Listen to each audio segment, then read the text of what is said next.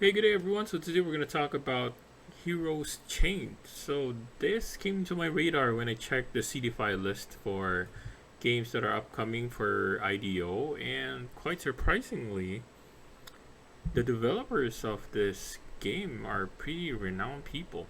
But of course, they're not people that I know, but it seems like they're well known in the gaming space. And one of them is actually well known in terms of visual effects in movies like Ant-Man, Game of Thrones, and so on. So we're gonna go through the team, so at least we'll have an idea who they are. There's no trailers at the moment. There's nothing for us to actually see what the game looks like. So as far as I know, this is going to be an RPG with card elements. So let's look first into the team because this is something that the game is, repeatedly highlighting as very important. Well, I mean, they're important. I mean, we have to know who the team members are, right? But they've been highlighting who they are, who these two people are. So the main person is Mevlut Dink. So apologies if I butchered the name. He's Turkish. And the reason why it's very popular is because Mev Dink is actually a very established person in terms of the gaming industry, especially in Turkey. So pretty much I think he is the person who made gaming like very well known in Turkey. He has a lot of track record. If you want to look into his portfolio here, like he has a lot of games and none of them I know of. But he is very popular. So apologies for that if I'm not very familiar with this person, but apparently he is a very important person. So you can look through this Wikipedia information, and probably there are other sites out there that would talk about Mev Dink. Then the other popular person that they're highlighting is Onur Khan Kaylee. Now apologies again if I butchered the name. Then apparently this person is a visual effects specialist, animation department, art department, and he has done quite some very popular films in the past and in the current. So his latest work is Sol Invictus. I haven't seen this one, I'm not familiar, but he did some visual effects for Stranger Things. He did some visual effects for Point Break, Edge, Ant-Man, Terminator, Game of Thrones, Age of Ultron. So pretty big names out there that he has done quite a lot of work in. And now he is doing the artwork for Heroes Chained. Now there are also other team members out here, and all of them are fully doxed. You can just click their name here, and they'll take you to another page, and they'll show you their biography or a little bit about them. What their history is, and their LinkedIn, of course, so you can see who they really are. And apparently, like this one is Erhan Taskin, has quite a very big track record as well. And I think the main base for the team are all in Turkey. So yeah, so this is something very different. Normally, when I review games like play to earn games, tendencies they're all based in either Russia or they're based in Vietnam or Indonesia or something like that. So having a team in Turkey is fairly new and very interesting because they have people here that they're highlighting as the most important people in the gaming industry. Mev is probably one of the most important people in the Turkish gaming industry, and they have Onur, who is actually a well-established person, has done work with very popular films in the global industry. So anyway, so with regards to the team, I think I can guarantee you that this team is, this is how you dox a team, right? I mean, holy nuts, this is a very strong team. So I suggest just look into them. If you want to do a little bit more research, you can do that. So they have all of the information that you need, need about a team is all here. Alright, so in terms of the game, as I mentioned earlier, this is a fantasy action RPG with real-time card play. So this is the question of how exactly are they going to implement card play when you're doing, action RPG games. So the main idea is that as a player, you will build a guild. So each player will have their own guilds and they will hire their own heroes. So they will build those heroes, build their levels, build their gears, and so on, and try to get them stronger and stronger, get more experience, and try to breed more heroes to get specific heroes that you're trying to build, maybe. And one thing that they're highlighting here is that they wanted to prioritize the play and earn concept versus the play to earn concept. Because right now, what we're doing currently in the play to earn world is that we play to earn. That's the whole point of it. But they want to focus more on playing first. Then once you enjoy playing, then you can also earn while you're playing the game. That's the idea in their concept. You're not here to click to earn, right? Like if you play like Cryptomines, for example, you just click and you earn and that's it, right? You don't really enjoy the gameplay itself. You just build the fleet and you just click it and, oh, am I gonna earn or I'm gonna fail today? So that's the idea, right? So what they want here is that they want you to enjoy the gameplay. Have you do explorations, do PvPs and so on, and then you can earn while doing that at the same time. That's a good step in the right direction.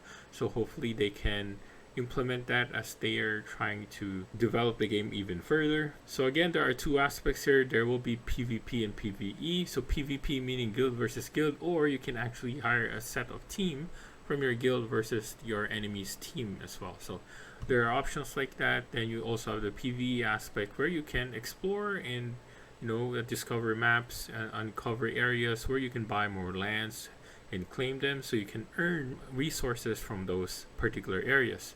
So I think this is something that I'm gonna be a bit more interested in, because I'm not a PvP type of person at the end of the day. If I can develop my team and make it stronger by doing PvE, so I'd rather do that. And also, as I mentioned earlier, you will have the option to craft your gears, which will allow you to get better equipment for your heroes, which will help them do their tasks as team versus team or guild versus guild battles, and including PvE as well. Here are sample artworks that are probably made by Onur. Then they have also testimonials coming from different companies that probably, I don't know if it's Onur, I'm assuming it's Onur because they also mentioned his name here at some point. And they also mentioned a Turkish gaming legend. It could be Mev. Oh, it's Mev, right, it's Mev. So these are testimonials coming from big companies, recognizing these two people. So I guess that's why they're really highlighting these two people, being part of the team. And I think that's a big deal. You have Blizzard, you have EA Sports, you have Netflix, you have Bethesda, Riot Games, Unity. Like, these are big names in the gaming industry. Now in tokenomics, they will have a token called HEC. It's going to have around 100 million tokens. And they will have their vesting periods here, as they've indicated, which is good. And they also have the allocation for rewards and staking at 40%, which is great as well. That would help circulate a lot of rewards for the players playing the game. Then they have backers. So I'm assuming this is going to be an Avalanche. I didn't see a specific mention on where exactly it's going to be in. But the fact that they're being backed by Avalanche, so I would assume this game is going to be an Avalanche. And they also have other companies here that are backing them up. Tried to check these, but unfortunately some of them I could not even find the website. I don't know if I'm just an idiot or I couldn't just figure out what exactly is the website. Like, let's say for MC Ventures, I can't find it. Even Cosmos, I can't find it. Maybe I just need to figure out what their actual website link is, because if you click this, it just gives you a picture. So I don't really know how to check that. But if you know how to check it, then do let me know in the comments below, so I want to look into it as well.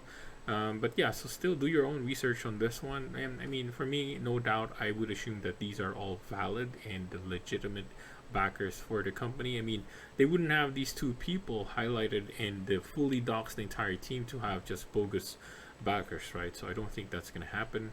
So in terms of roadmap, so they started in Q2 2021. Then on Q3, they tried to do their game design, core game development, and so on. So this is just pretty much a game development period. Then on Q4, they have the mainnet selection. So I would assume that was the selection for Avalanche. Then they have the concept art, which we saw earlier in the website. Then they will have their initial hero character release, which I don't think I've seen this yet. And they will have their private sale. Now on Q1 2022, they're going to have their public ICO, which I think is going to be in CD5 because that's just where I saw it.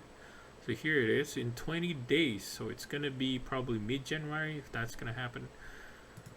I mean, considering there's no delays. Then they'll have their NFT sale and land sale as well. So I'm going to keep an eye out on this one because, I mean, the team is pretty big. So I'm assuming that this is going to be a big game.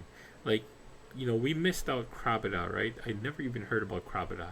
I only heard about it from Go Shiny Hunter, and like this, the earnings there are insane even up until today. So next is they're gonna have non-custodial wallet support. So I'm not familiar what that is. Then they have Q2 2022, which they will have the game beta release. Fair drop. What is fair drop? I don't know what that is. Bounty programs will probably help check the integrity of the game for hacks and such. Then they will have their wallet beta release, market beta release. Then on Q3 they're gonna have the actual game release. So it's gonna be a while. So I think this is going to be a long-term investment. I mean, for the crypto world, this is a long-term investment. Then I hope that they can actually release a temporary marketplace so you can actually sell your NFTs and lands. Then next they'll have the marketplace and wallet as well. Then on Q4 they will have governance module beta release. Then gamification module expansion pack release. Then on Q1 will be the actual release of the governance and gamification module. Then start off on-chain wallet incentives. And interoperability. So I guess these are pretty far ahead. So at least the important part is that they make the Q1 activity happen, the sale itself. Then on Q2, which is the beta release of the game, then the game release. So this is what we're trying to look at, and hopefully they can stick to the schedule. I'm really excited about this one because we saw this quite early, so nothing has happened yet. But I think they had some giveaways, I think, that happened in Discord. So I really recommend that you join in their Discord channels or their Telegram channels, so you're kept up to date on what exactly is happening about the game. And sometimes they have giveaways where you can join in and hopefully win. So here are some news or articles about their partnerships with Avalanche, with LD Capital, and so on. So there's a lot of information here that you can look into. Then in terms of community, so we can look at their Twitter account. I don't have it open. Let's open their Twitter account. So they have 38,000 followers. I would assume like these are all valid. Like I don't see any real reason to that this is going to be bogus, right? 96%, probably the highest one I've ever gotten. So this is great. So we have that ticked in. Then also their Discord channel, they have around 28,000 members, which is fairly good already in my books. Now in the white paper, we can look on some of the information for a bit, like the guild hero classes. We can look into that. So they will have different classes for your heroes. So you'll have warrior, assassin, mage, archer, healer. Then you can also have crafting, as I mentioned. So it depends on the gear and the resources that you need to actually craft them. You will also have guild spells. These are cards that you can use in real time when your heroes are battling. Then of course, as I mentioned, you will have lands and farming, which will give you additional resources or tokens that you can earn. Now the usage for HEC token are mentioned below. You can earn HEC tokens by selling guilds, heroes, lands, crafts, completing quests, killing monsters. Basically it's PvP, PvE activity, owning token, rewarding lands, then swapping with other coins and exchanges. So they're mainly used for trading, DeFi income, liquidity providing.